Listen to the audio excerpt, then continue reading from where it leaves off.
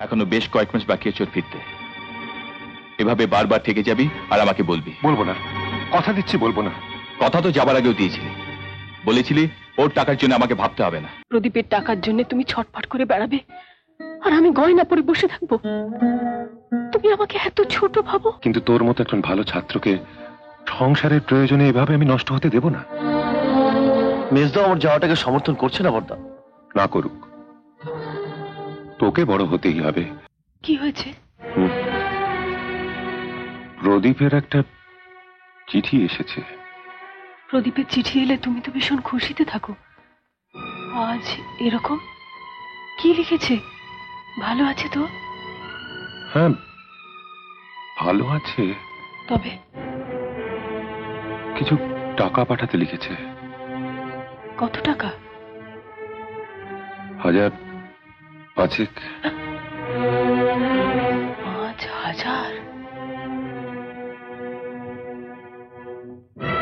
Office থেকেও তো আর কিছু পাওয়া যাবে না। কয়েকজন বন্ধু বান্ধবকেও বললাম, কিন্তু তাহলে? তাই তো ভাবছি।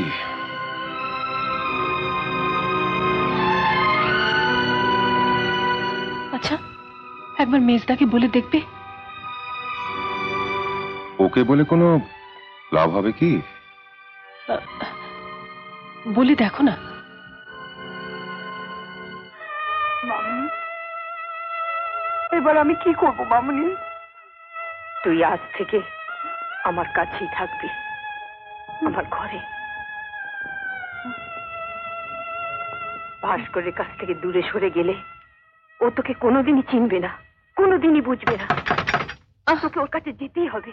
জালালু, এটাকে বন্ধ করো। আমি পারবো না।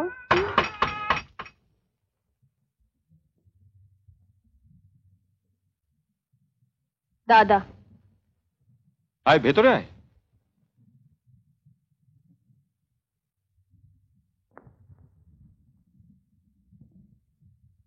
কি হলো, বস।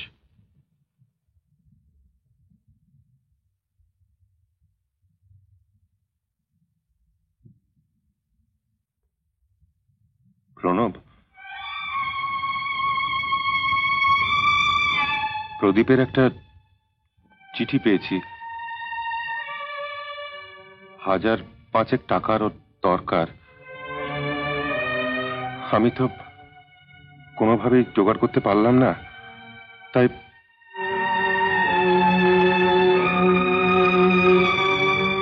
দেখ দাদা, এই পরিস্থিতি হবে আমি জানতাম, তোকে বলেও ছিলাম।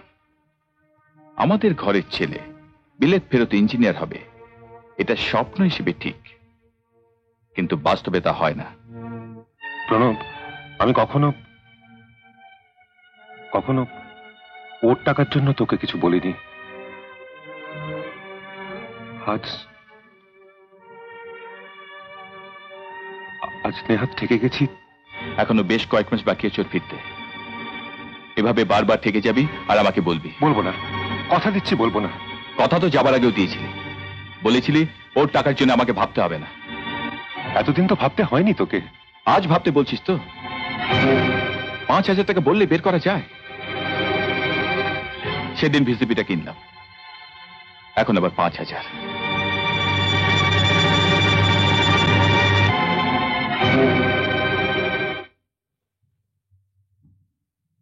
কি হলো?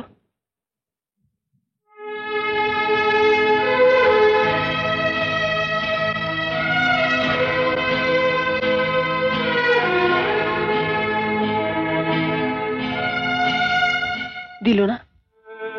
কেন দেবে বড় বউ, কেন দেবে? ওরা তো চায়নি প্রদীপ বড় হোক, বরং বারণই করেছিল। আমি তো ওকে জোর করে বিলেতে পাঠিয়েছিলাম।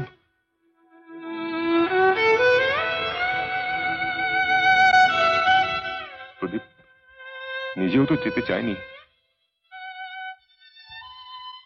ও বলেছিল, না বর্দা, না, এইভাবে আমি যেতে পারবো না।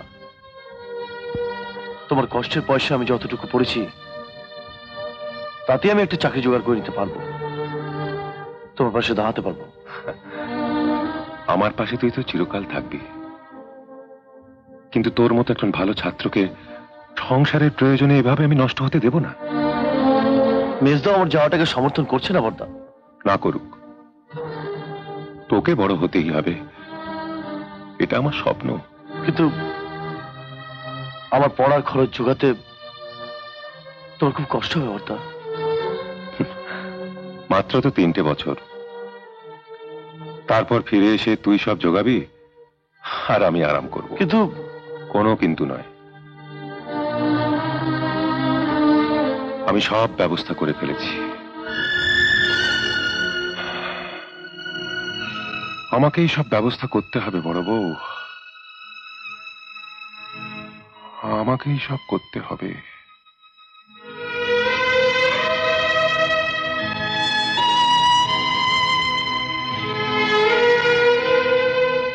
অত ভাবছো কেন? আমার গয়নাগুলো তো এখনো আছে।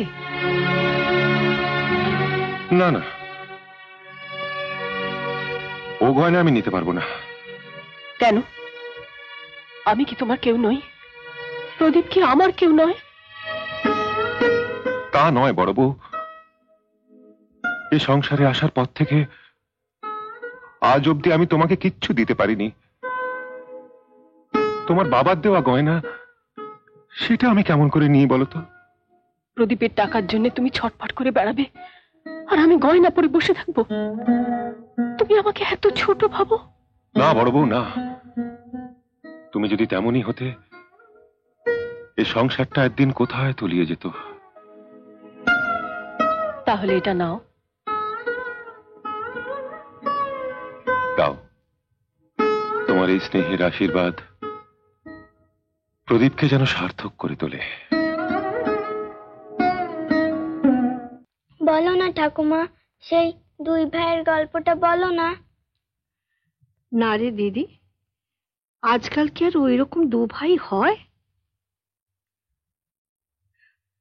তুই বড় হয়ে 3 ভাইয়ের গল্প লিখবি। 3 ভাই?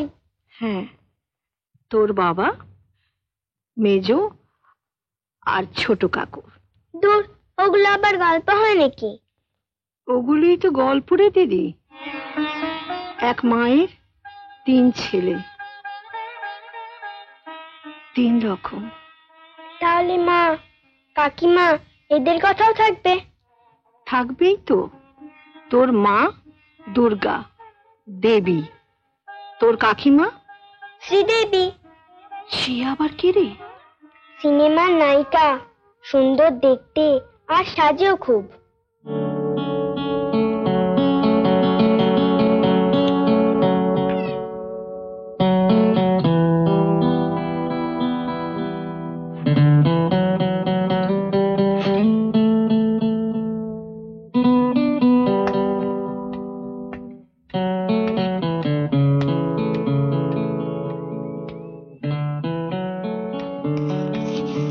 আমি বেরোচ্ছি বর্দি, রাতে আমরা দুজনেই খেয়ে ফিরবো, খাবার রেখো না।